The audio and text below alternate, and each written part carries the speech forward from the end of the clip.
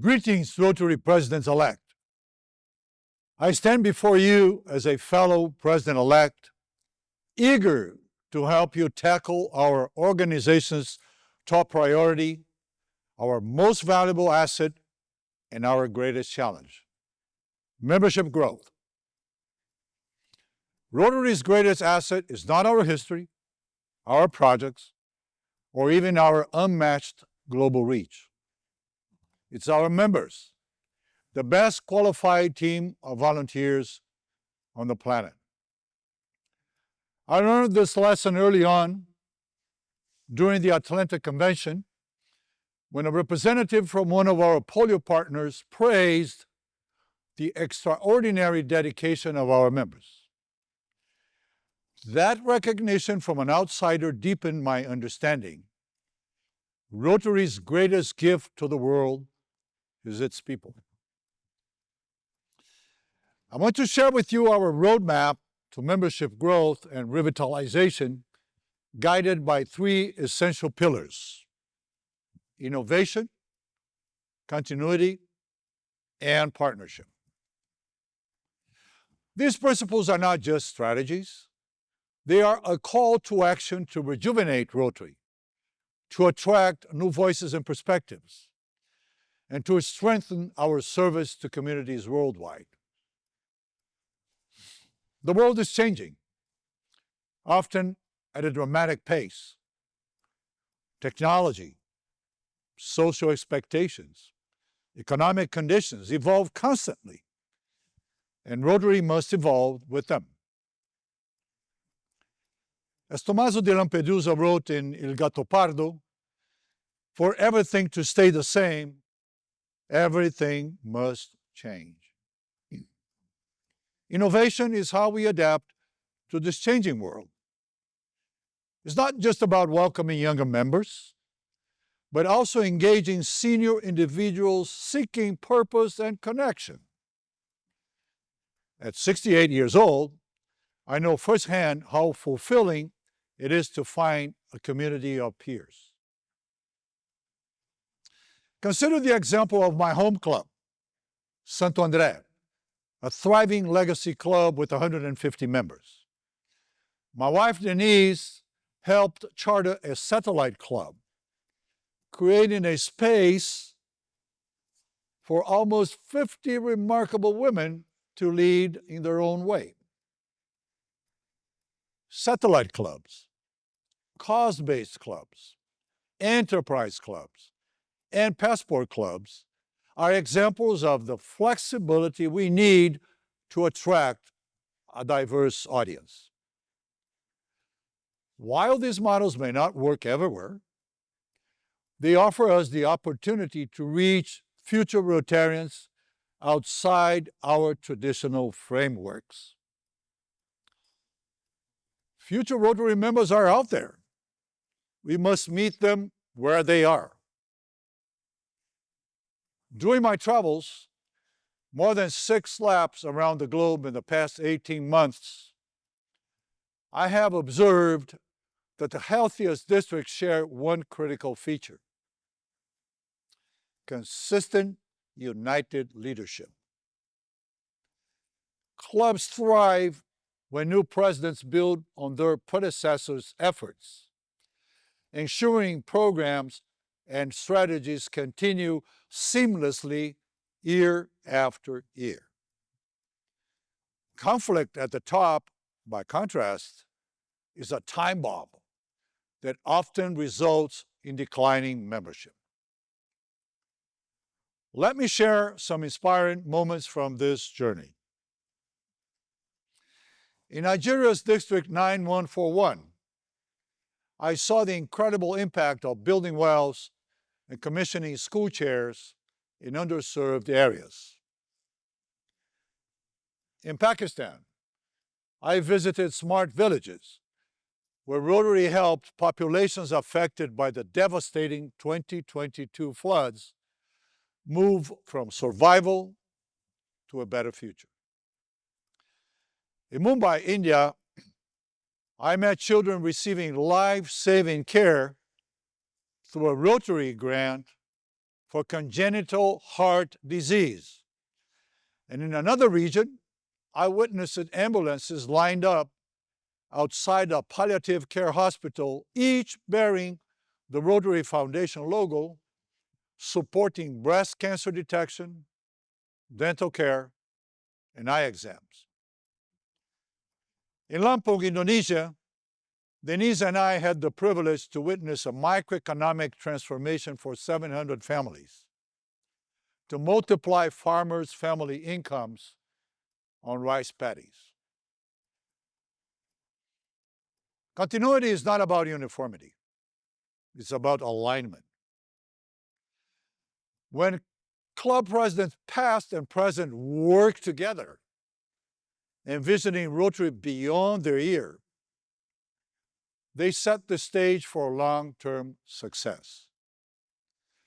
Rotary already faces the unique challenge of annual leadership transitions. Let's not make it harder by fragmenting our efforts. Instead, let's build a legacy of collaboration that future leaders can build upon. Rotary's history with polio eradication teaches us an invaluable lesson. Alone, we can achieve great things, but together, we can change the world. Partnerships with organizations like the Gates Foundation, WHO, and UNICEF have been instrumental in our $23 billion investment over 40 years to eliminate polio. We would never have made this much progress alone. So, why not apply this lesson to membership growth? Partnering with business associations, professional organizations, and academic institutions can help us attract quality members while embracing diversity in professions and perspectives. Such partnerships eliminate the false dilemma of quantity versus quality. By reaching out to professionals who share our values of service and engagement, we can expand Rotary's capacity to do good in the world. Ultimately, all our achievements, projects, and partnerships depend on our members. Membership growth is not just about numbers. It's about renewing our collective strength and ensuring that our mission endures. First, we must acknowledge that no one lives forever. The only hedge against aging clubs is the constant admission of new members. Second, our capacity for service grows with our membership. More members mean more hands to help and more resources to invest in our communities. Third, succession planning is critical. Clubs either grow or dwindle. There's no such thing as stable membership. We must make recruitment and retention a core value, passing it from one generation of Rotary members to the next. By doing so, we ensure that Rotary remains vibrant and impactful for decades to come. Rotary members are people of action. We don't wait for change to happen. We make it happen. And what do people of action do? We unite for good. And that's our presidential message for 2025-26. Unite for good. In a world often divided, Rotary stands as a beacon of unity and hope. Our projects bring together people of all races, religions, genders, ideologies, and economic backgrounds. uniting us in a shared purpose to do good in the world. Rotary inspires us to be better people, to serve others, and to create a lasting impact. As you prepare for your term in leadership, I urge you to focus on learning the best strategies for growing Rotary in your club. Rotary has invested a great amount of time and money in this training program, not for speeches and fanfare, but to equip you with the tools to lead effectively. Our return on this investment will not be measured in dollars, but in new members we welcome, the innovative clubs we create, and the lives we change through service. As you carry out this mission, don't forget one of Rotary's greatest joys: making friends around the world and having fun. Together, let's embrace this journey of growth, service, and connection. Let's build a Rotary that unites for good and ensures a brighter future for all. Thank you.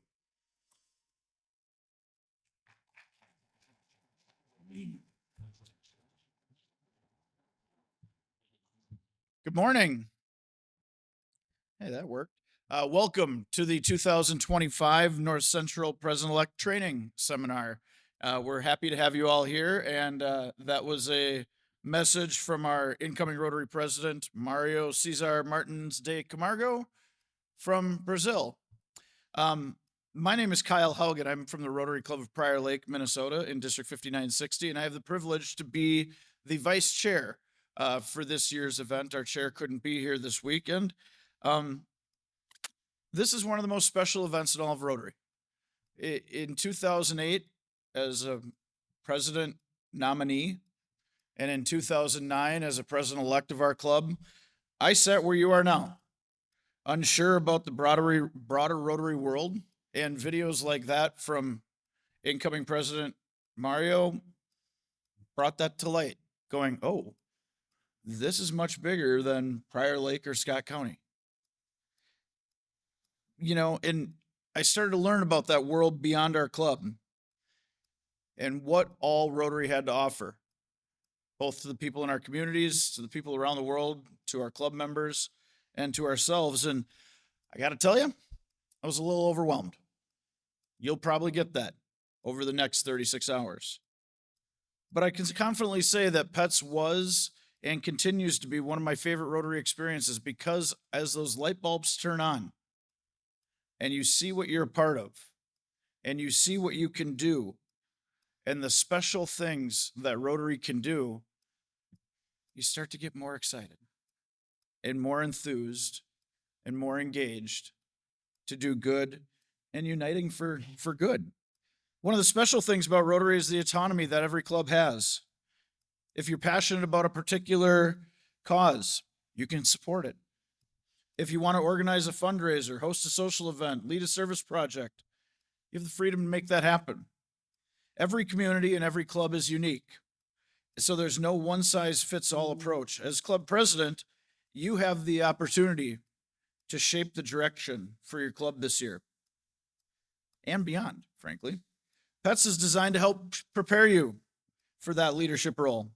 This event is a key milestone in your journey, and I'm thrilled to see so many of you ready to embrace the responsibilities as club president. Over the next few days, we'll learn, collaborate, and grow together, gaining knowledge, skills, and inspiration needed to lead with confidence and purpose. This experience is more than just a training session. You can get that in a meeting online. Okay? It's about building connections, exchanging ideas, strengthening our collective impact on our communities and the world around us. So let's make the most of this opportunity by engaging in meaningful discussions and preparing ourselves to lead with excellence. Before we introduce our opening speaker, I'd like to recognize some key individuals who are here this weekend to support you. And please, if you see them around, take the opportunity to connect with them. they and we are here to help you. We're here to help serve you. And I want to do this as a way to kind of create a little bit of a baseline for the structure of Rotary. You know, throughout the world, there's about 45,000 Rotary clubs. It's a lot. And in order to provide support to all of you, there are 515 districts throughout the world. And our NC Pets Conference represents 4 of them. So I'd like to introduce the district governors-elect who will be leading those districts next year. From District 5580 is Elaine Hansen.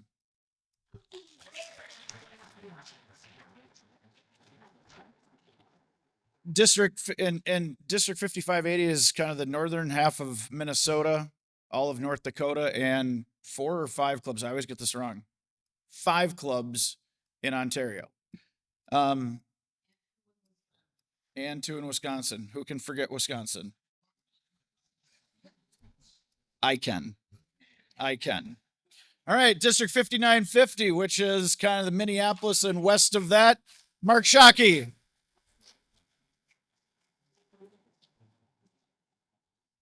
Sorry, as a Gopher fan, I have to do that every time. Speaking of Minnesota and Wisconsin, the other parts of Minnesota and Wisconsin, District 5960, Glenn Bowers.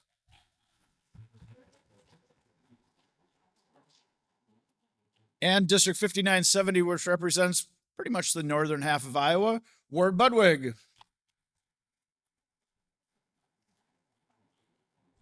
Our NC Pets leadership team exists because, well, this event exists because we work better together, providing a richer experience when we have a team. And so we have a team made up of individuals from those 4 districts and beyond that help to bring this together because, and I can speak from experience, as district governor-elect, you got enough stuff to do. To try to run something like this while preparing everything that you need to do for the year ahead, which is a great thing. It just takes a lot. This would be difficult. So we have a team. Our chair for NC Pets this year is Blaine Anderson Johnson. I played baseball with a guy in college, Blaine Anderson, and I always get them confused because, oops. Blaine Johnson, who is from District 5580, couldn't be here this weekend. Again, I'm Kyle Haugen, the vice chair. Our secretary from District 5970 is Carol Bernard. And our other board member from District 5950 is the past chair, Lloyd Campbell.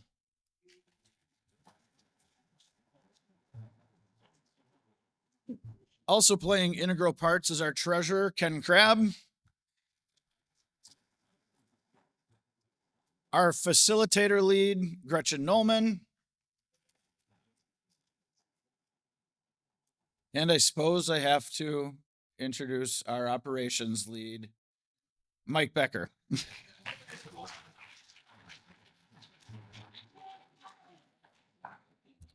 So in order to support the districts, there are zones in Rotary. There are 34 zones that make up many districts, like our zone. Zone 29 has 17 clubs in it in the upper Midwest.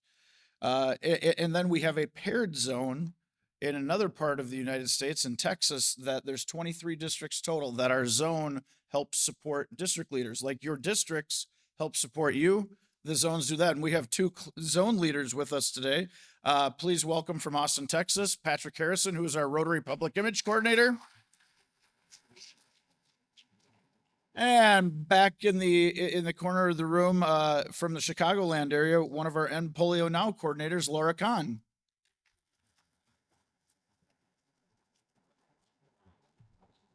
So as I mentioned, Rotary's governance structure includes 34 zones. Each one of those has a pair, so that means 17, and each one of those paired zones provides a director to the International Board of Directors, alongside the Rotary International President and President-elect.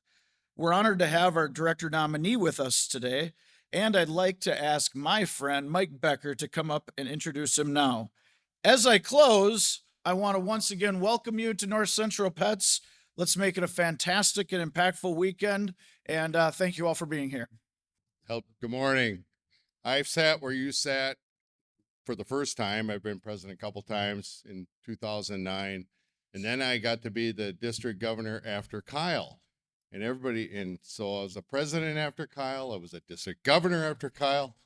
And somebody said, "How does that feel?" I said, "I feel like the kid with the shovel following the horses in the fair."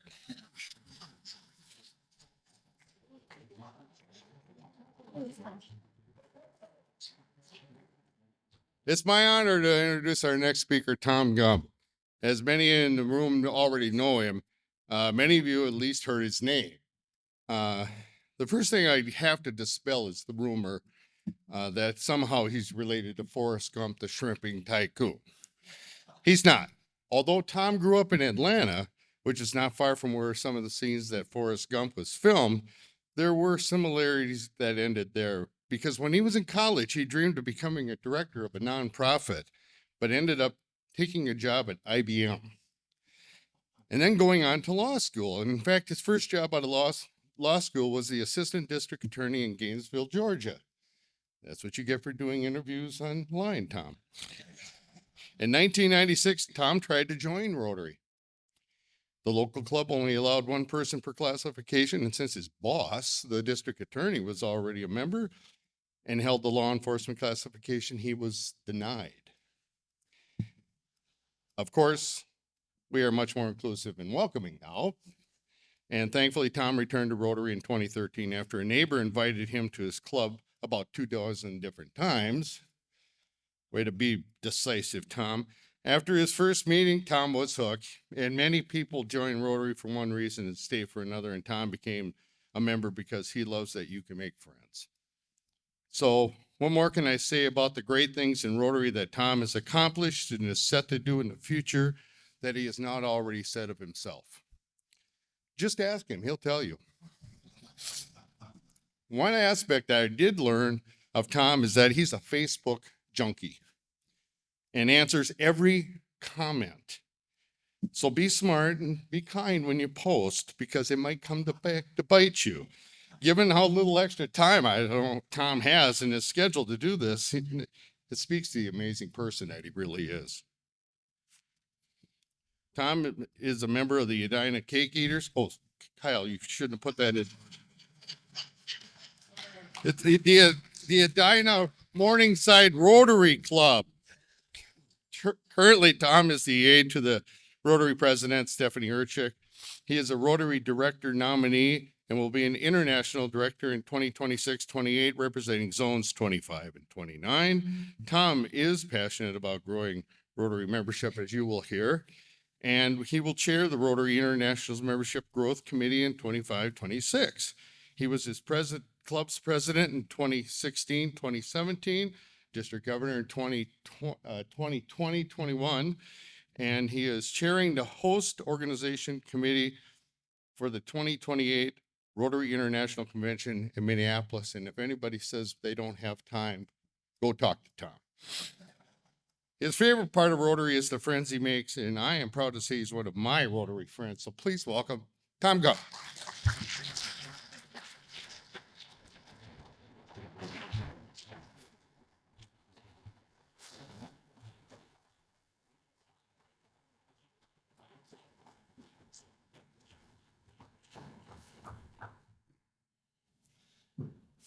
Well,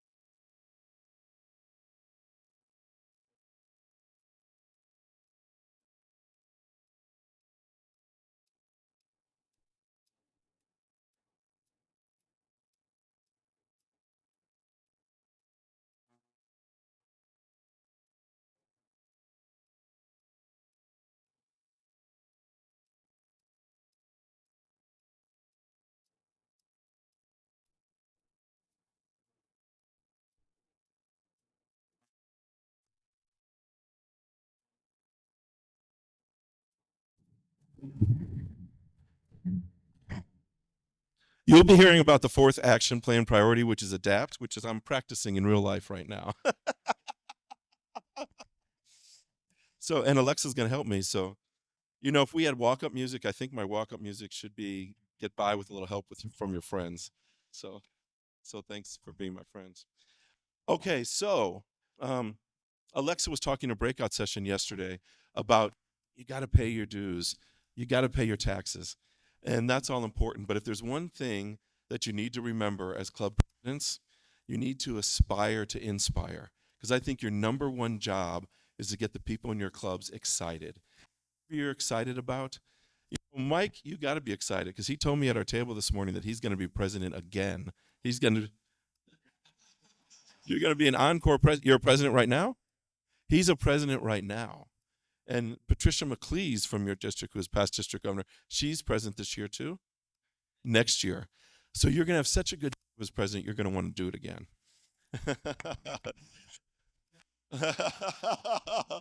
Okay, Mike's right. You may do such a good job, put so much energy in it, you're going to be just happy with what you accomplished. That chapter will be written. They'll remember you as president. That's your legacy in Rotary, and you'll be happy. Either way, this is an important year, and I'm so glad that you're here. This is kind of like your graduation ceremony. When you leave tomorrow, you're going to be ready to be president. Bill's smiling in the front row, but I don't know why.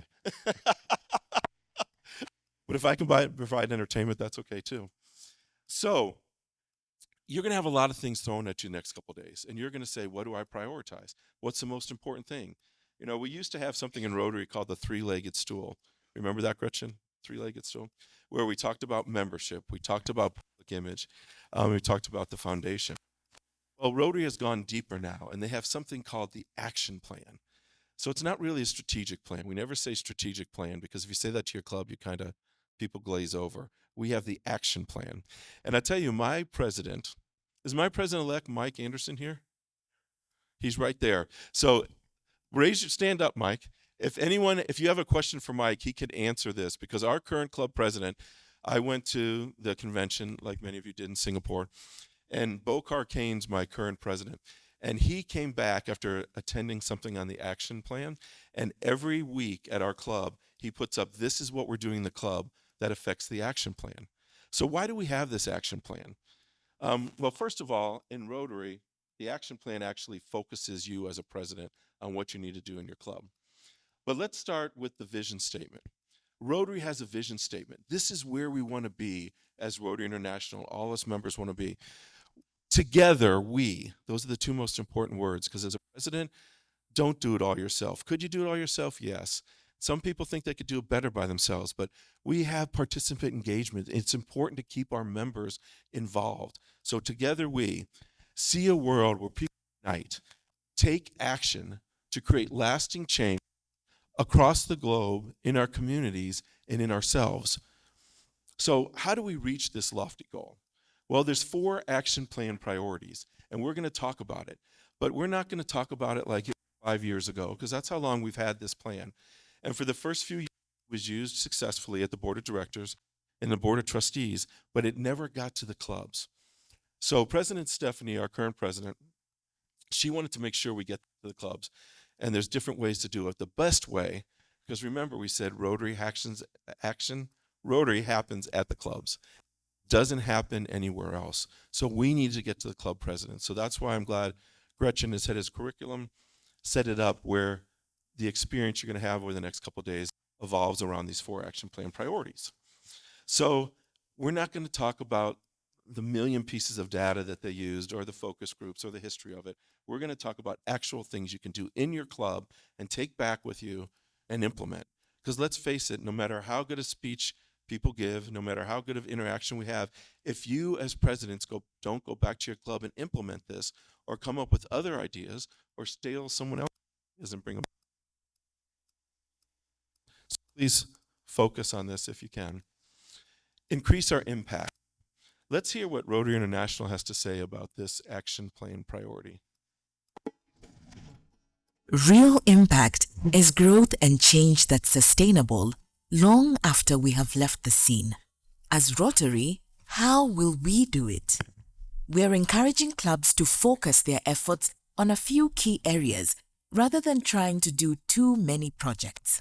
Think about ways you can build on your community's key strengths, do some smart risk-taking, and look for areas where targeted, concentrated work can create a cascade of change. We are creating a culture of measurement in Rotary. By measuring, tracking, and analyzing what we do, by using data and metrics, we can be smarter about what we need to continue doing, start doing, and stop doing. We all know the importance of data in our professional lives and how essential it's been to our progress in polio eradication. But it's also essential to the future of Rotary. Major funding agencies demand evidence and proof of impact. Young people, the future of Rotary, have grown up asking institutions and organizations for greater accountability and transparency. That's why Rotary is identifying consistent best practices for assessment and measurement. Rotary's action plan. What will our legacy be? What will your legacy be, and what will your legacy as a president be? So impact is all about measurement. Who could tell me when we had President Ian Risley, what was his number one goal? Trees, plant trees. So what we have to know about when we talk about Rotary to other folks, especially people we're attracting into our organization, is we have to talk about the impact. When you plant trees, we counted the number of trees. Well, that's an outcome. We planted 1 million trees. But the impact is we ended deforestation in that area, or we increased the oxidation level. You know, my first trip to an international service project was about 9 years ago to Honduras. And before I went, I was thinking, okay, we have to talk about the number of wells. But when you go there, at first you go to the villages where we've already brought fresh water. And you see little kids in brightly dressed clothes dancing around, all happy, showing you how to wash their hands in the sinks that we built. But then you go to the villages where we haven't yet done a project. And you see a mother holding a baby. Maybe it's her second baby because the first baby died, because 85% of their children die because they get diarrhea because of not having clean water or growing lettuce with bad water. So the outcome is when you do that well, the infant mortality rate isn't no longer 85%, it's 25%. So that's what we need to talk about. That is impact. So the next one we're going to talk about, our next strategic plan priority, is, let's see what Rotary has to say about it. Okay, but before we talk about the second plan priority, let's talk about our number one external priority. Who can tell me what Rotary number one external priority, because you have to know this as a club president? Eradicating polio. And can I have Kyle Haugen stand up one more time? Kyle was actually last year an international award winner for a polio-free world. And his father, Jack, is Jack here, Mary? Okay, Mary, stand up on Jack's behalf. Jack just won our regional award, and very few people in the world win these awards. When Kyle won his, it was like 8 in the world. So they can tell you about this. But the important thing is eradicating polio. But what we're doing is we're building a legacy for Rotary. You know, we have so many partners now because of what we're doing in Rotary. And we often think of Bill and Melinda Gates as our biggest partner because they are monetarily in ending polio. Of course, we couldn't do it without us because these people are the ones who are funding it and spreading it. And But anyway, we're building a legacy. So Bill and Melinda Gates Foundation, I guess now it's the Bill Gates Foundation, are actually calling up some of our action groups and actually funding other projects because of this. So it's very important that we do this, and we can't get fatigued. But that's our best example as a club president that you can use of the legacy Rotary's giving. And someday, Rotary's going to win the Nobel Prize for eradicating polio, and it's because of all of you and your part that you're using to do that. So the second action plan priority is expanding our reach. The first one, think of foundation. The second one, think of membership and growing membership diversity, different ways to do it. So let's hear what Rotary has to say about it. At Rotary, we are committed to making people feel welcome and at home in our clubs, programs, and within our leadership. As an organization that is creating stronger communities worldwide, with members in all corners of the globe, Rotary has a responsibility to lead the way. We are exploring and evaluating new participant models so that people can join and take action with us in more convenient ways. We are bringing in outside help, collaborating with local experts on diversity, equity, and inclusion training.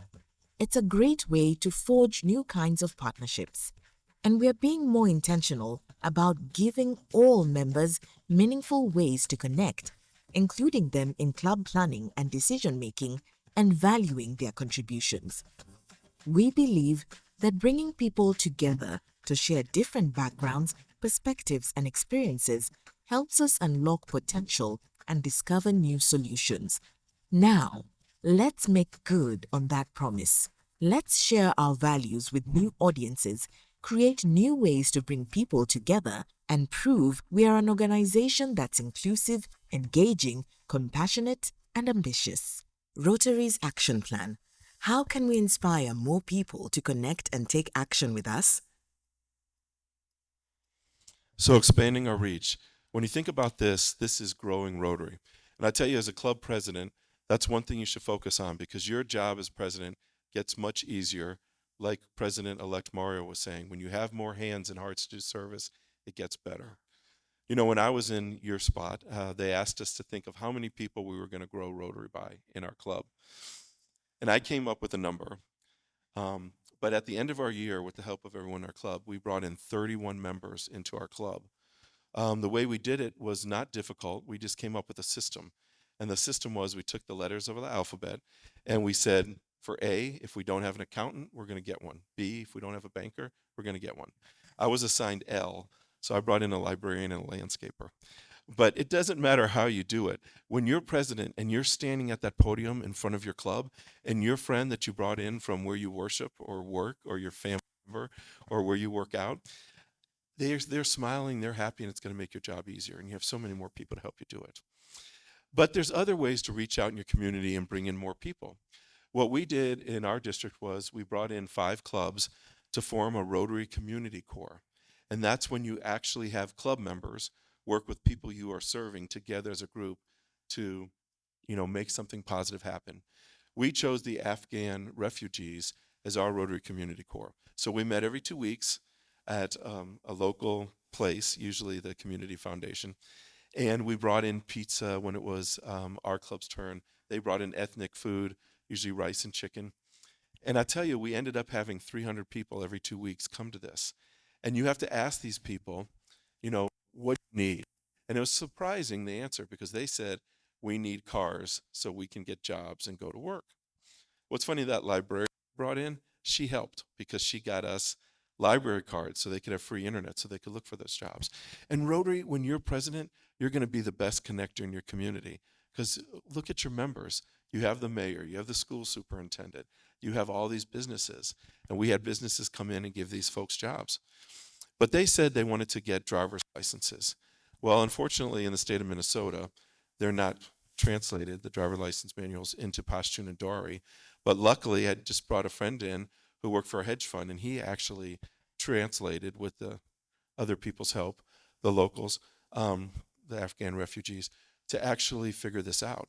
And then, so we started getting more people every 2 weeks saying, hey, I got a job, I got a car, I can drive. So, but what happened to Rotary?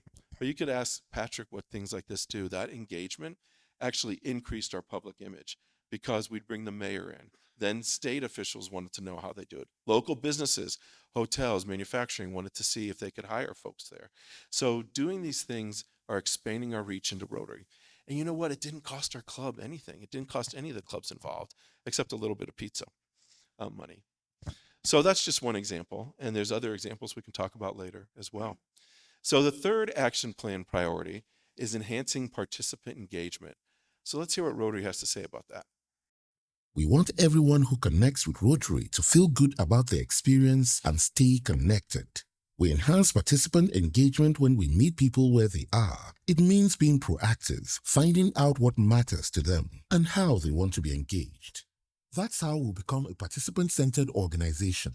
Participants encompasses all Rotary members and all others who engage in Rotary activities. like family members, partners, alumni, and others from the community. So how do we become more participant-focused? 2 words: listen and respond. Ask participants if Rotary is meeting their expectations, how they are hoping to connect and grow through Rotary, what new skills or experiences they want to gain, and how they would like to contribute to creating change in the world. What kinds of projects interest people, and what your community would like to see from Rotary. Then listen to what they say and make delivering on those expectations a priority and your club's goal. That's how we make sure people feel seen, valued, and heard. Because when we do, people will join Rotary and stay, so we can do even more real and lasting good in the world. Rotary's Action Plan. What would improve your Rotary experience? Enhancing participant engagement. Rotary International does a couple surveys every year. We do an all-member survey because they want to know what our members think about. They also do a leadership survey. They ask the presidents, which will be you next year, and they ask the district governors questions. And the one they always ask is, out of these 4 action plan priorities, which do you care about most? And presidents say they care about this one, enhancing participant engagement. Now, every word in the vision statement and the action plan was chosen for a reason. They used the word participants. They could have used Rotaractors, they could have used Rotary, they could have used members, but they said participants. And why participants? Because participants are not only our members, it's everyone that we touch, everyone we affect. Rotary Community Corps, they were participants. The Youth Exchange students, they are participants. I love seeing this booth out here with Rotary Youth Exchange because those are passionate Rotarians about that. So, why are participants important? I'll tell you a little story. And it's important when you're a president to tell stories, and you have good stories. And believe in yourself that your stories are good. If you think they're not good, sure, you can go to the Rotary magazine, you get stories there, but stories help communicate to your members, and it gets them excited about things. Believe in your stories because they're good. So that's, on the right is my son Andrew a few years ago, and that was Paco. So my family's been blessed to find Rotary, and we've also been blessed to find Rotary Youth Exchange. And Paco was a student that came to live with us when he was 16 years old. And he had a little brother, Danny, who was 10 at the time, a little sister, Sarah, who was 6. And Paco was the ideal youth exchange students. Most of them are really good, but Paco was always smiling, always happy, went to class. Every once in a while you get one that doesn't show up to class and you get a phone call, but to class. He was star of the local soccer team because he played on the international team for his age in Valencia, Spain. And then one morning, 2 weeks after he started living with us, I went down to our sunroom and he was just crying uncontrollably, just sobbing, and he couldn't stop. And he couldn't tell me why. So I picked up the phone and I called Anna, his mom, and I said, what's wrong with Paco? He won't stop crying. And Paco found out that his father died. So I said, don't worry, Catherine, who's my wife, we'll jump on a plane, we'll take Paco home. And she said, no, he's to stay with you, and he's going to live with you for the whole year. You're supposed to change every 3 months. So I said, okay, whatever you want, but can we fly you and Sarah and Danny here? So we did, and they came, and Paco's mom took Catherine aside and let us know that Paco's father died via suicide. Yeah. And so it was hard news to take. And so Paco, who, he was 16 years old, and the psychologists always tell us, and any of you who have teenagers, they see the world egocentrically. Everything evolves around them and their actions. So Paco was blaming himself for his father's death.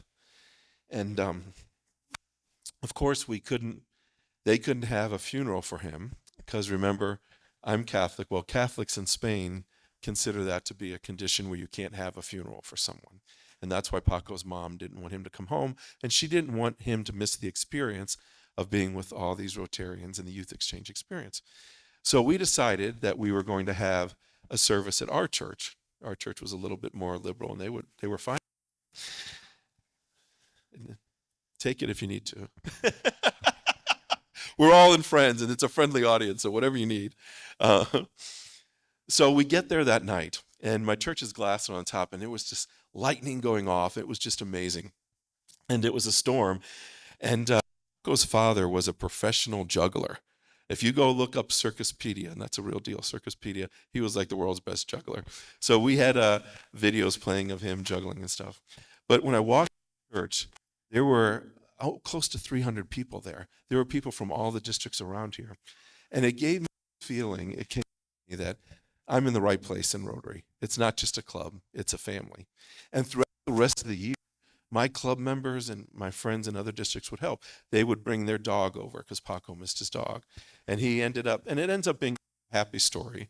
Paco took up 3 things he always wanted to do: bike, snowboard, and piano. But the fact is, Rotary affected that participant. And we talked about, polio. That's us around the world. We talked about the communities. I was touched at Prior Lake the night before last. They had their foundation banquet, and hearing all the things that club does to raise money for all these wonderful things. But Rotary changes us too, and it changed me through that experience. So find your stories like that and tell them at your club level. And don't be afraid. When I was president, I was always thinking that what I had to say wasn't important. And so I would use other people's stories. And then what I found out is people want to know, are you married? Do you have kids? What's your interests? So like Alexa did in her presentation yesterday, she told about herself. Your club members want to know about you. So share yourself with them, and you'll be surprised how good the connection is when you do that. So the next action plan priority is expanding our reach. And don't worry if you don't know how to work a clicker. You can still advance in Rotary if you don't. Increasing our ability to adapt. So what does Rotary have to say about that? To be leaders in this time of accelerating change, we need to become more agile and responsive to what's relevant to communities. It's a big opportunity for Rotary and for all of us who are proud to be people of action. We can look at how our ability to communicate effectively, share resources, work collaboratively, and make decisions might be challenged by our operations or structures. We're working on streamlining our structure to fix the disconnects between clubs, districts, zones, and headquarters. We're discovering more of what's possible when we work together, not just as a collection of clubs, but a true global network of change makers. We don't have to reinvent the wheel every time. We can collaborate, partner, and be the place that connects people and organizations to get more accomplished. What can you do? Take a fresh look at your club. Is it time to peel away some of the layers you've added over the years and simplify how you operate?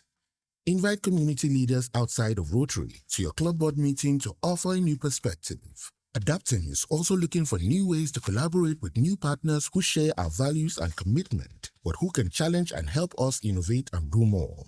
Rotary is embedded and trusted within communities. It's what attracts potential partners who want to work with us. When we embrace opportunities to streamline, reimagine, and reinvigorate, we will see we can stay true to ourselves and stay ahead of change. Rotary's action plan. How can new perspectives strengthen Rotary? Adapting, changing. It's very important, and it's going to be the hardest thing that you have to do as a president because it takes courage to do it. Jerry Norton, can you stand up? I didn't call on you because you were looking at your phone, I promise. Jerry is president-elect of the largest club in my district, the Edina Club. And they make $100,000 in rough numbers every year from having their gala. You can sit down, thank you. So, every few years I get a call from someone from Jerry's club, and they're saying, Tom, it's time for the gala again. I want to do something different. I don't want to go to a hotel. And they're very successful. They raise all this money. I want to do something different. I want to have food trucks. I want to do taste from around the countries with food trucks, things like that. Well, I tell you, it's hard to stand up and make a change because when Jerry's president, he's probably going to be thinking and want to change. But what is he going to be thinking? Maybe not Jerry because he's more confident than I am. But he may say, what if I don't raise that $100,000? What if my club doesn't have $100,000 to give out to local charities because they raise it that year, they give it away that year? I will tell Jerry, and he can kill me later, try something different. We have to do that in Rotary. If we don't, we've been around we just celebrated our 120th anniversary. Why have we done that? Because we've been successful. Why? Because we change. I remember a few years ago, we were in Pets in Ames, Iowa, and a speaker didn't show, so I was plugged in as a last-minute speaker. And so I thought, I want to know what these people are going to do, because remember I said it's important to listen, come up with some ideas, share those ideas, but go back and implement them. So I went around and I asked every president, we didn't have this many there, and I said, what's the one change you're going to make? And they had big, Mike Becker's word, audacious goals, and I thought that's really cool. And I got to one guy, and I'll never forget his name is Troy, and I asked Troy, what change are you going to make? And he said, have pie. And I said, you're going to have pie? He goes, yes, for dessert, I want pie, because we have desserts at our club. And I think if I have pie. It's a true story. I wish I could make this stuff up, but I didn't. And he said, if we have pie, I know we'll get more members. So I said, okay. And I tried not to laugh, but it was hard not to, because everybody was laughing. So I ran into Troy a few years later, and I said, did you get your pie? So I always call him Troy guy, because his name tag just said Troy. I didn't know what his name was. So he got his pie his year as president, but he said, Tom, the strangest thing happened. After we got pie, and most people liked it, people start bringing me other ideas for changes. And we implemented some of those. So they actually went from a club that was resistant to change, didn't ever want to change. President Steffi says no one likes change except maybe a baby with a wet diaper. It's true. I didn't say Rotarian, I said baby. But they went from being a club that resisted change to being an innovative club, accepting change, and now they're the second largest club in their district. So change is important, but it takes courage. And, if it doesn't work, you can try something new. But staying the same, like President-elect Mario said, you can't stay the same. You're either growing or you're dying, and that's the two choices. So that's kind of the action plan. But what's happening new in Rotary is we have 3-year rolling goals. And in Rotary, it's interesting, if you go to enough committee meetings and things like that, realize that up until this year, Rotary had 9 different kind of programs where they had goals. The CEO had a set of goals. The staff had a set of goals. The directors had a set of goals. And of course, there are regional goals and district goals and club goals. But none of them matched up. So now, what they've done is they've decided, and I'm going to skip the rest of the slides because I don't want to bore you, but they decided to have 3-year rolling goals. And it's interesting. Who can tell me what watch sporting event is in the world? Soccer, the FIFA World Cup match. Everyone tunes in to watch that. Could you imagine if we had all these people running around kicking the soccer ball, no goals at the end? It'd be kind of funny not to have any goals. Well, think of that as a club president. You need to set goals. I was appreciative to my district governor a long time, Mark Hagstrom, who said, pick your number of people you're going to grow. And it's interesting because I actually, in my mind, I said 31, but I was afraid to say that because I thought people would laugh at me. And so I said 7. Ended up getting 31. I thought that was weird. But if you set goals, it motivates you, it keeps you focused. So 3-year rolling goals aren't difficult to do as they should be. Because when you set goals before, to give you an example, for international convention, they asked the district governors how many people are going to come from your districts. And they used to just ask that question, and nobody would turn the goals in. Then they realized if they turn in the last 3-year goals, then you could help make a goal. And so now, when they ask Governor-elect Shockey how many people are going to come at IA, he's able to look back and say, oh, we had 80, I'm going to shoot for 100. And try to make them realistic goals. Don't shoot for 20 because you want to be the highest from where your goal is or something like that. Pick a realistic goal, but it should be easy because you can see what the people are doing before and after you. Do we have time for questions? Does anyone have a question that they need answered? A burning desire? That's something you need to know? Do you sleep? That's a very good question that I'm not going to answer directly, but I'll tell you this. As a president, please, I'm going here to Syracuse, and I get to do a rah-rah speech. I don't have to talk about action plan or anything. And I used an acronym called ASPIRE, where every letter stands for something. And the one thing I can tell you as a president is sleep and enjoy it.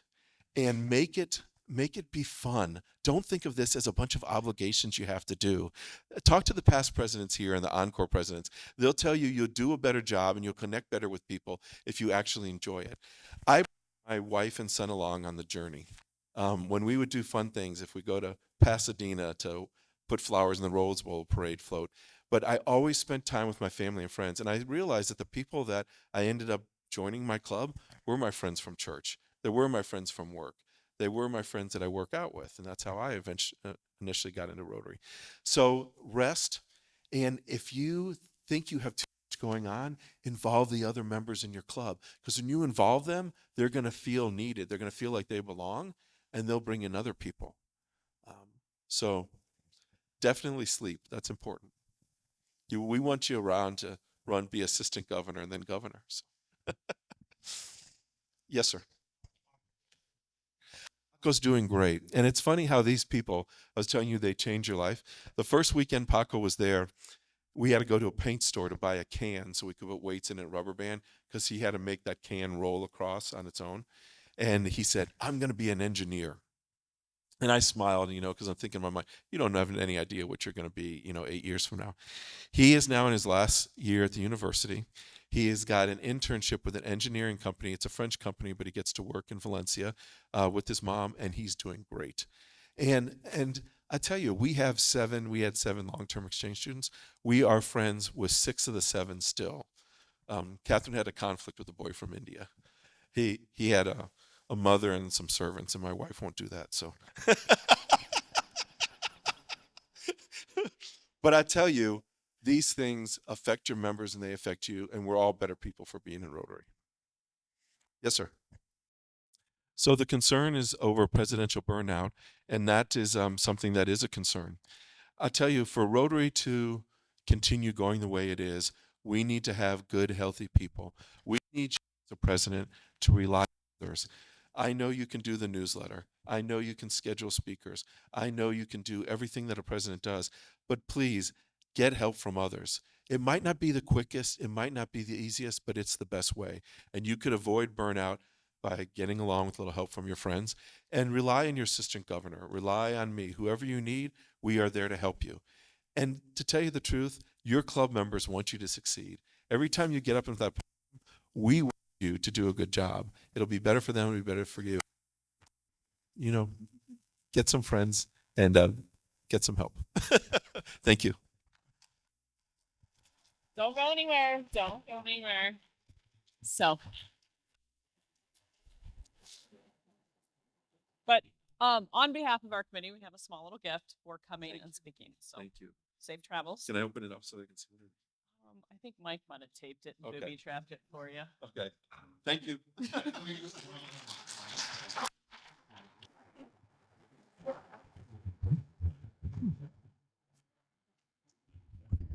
Okay, Lloyd, you ready?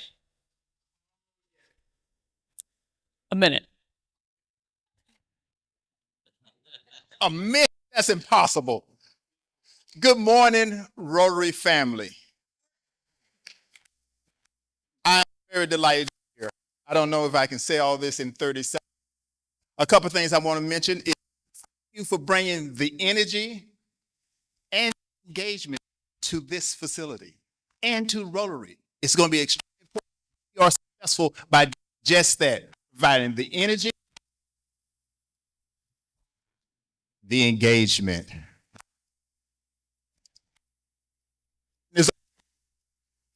Now you have the opportunity to go to the other session where you're going to have an opportunity to have a deeper dive into developing your goals and your initiatives for the upcoming year.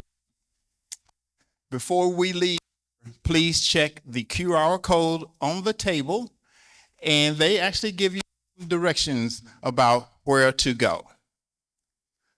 So, did I make the 60 seconds